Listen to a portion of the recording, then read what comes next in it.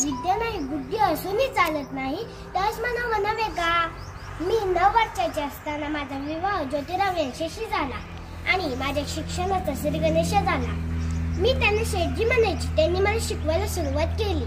माझा हात थरथर कापत होता. त्या थरथरणाऱ्या हाताला माझ्या शेठजींनी आधार दिला आणि त्यांनी मला पाठीवर लिहायला शिकवले, वाचायला शिकवले आणि शेवटी शेठजींची सावित्री शिकली हो शिकली आणि मग मी भारताची पहिली महिला शिक्षिका झाली.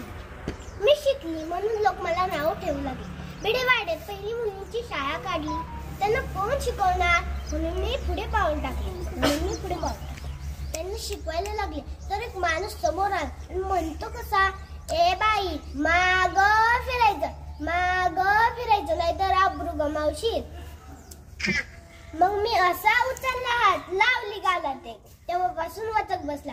विद्येविना मती गेली, मती विना गती गेली, गती विना नीती गेली, नीती विना गती गेली, गती विना शूद्र खचले.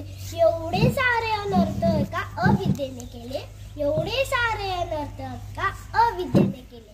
म्हणून म्हणते मुलींना शाळा शिका, मोठं व्हा, कुटुंबाची प्रगती करा, स्वतःचं भविष्य घडवा. धन्यवाद.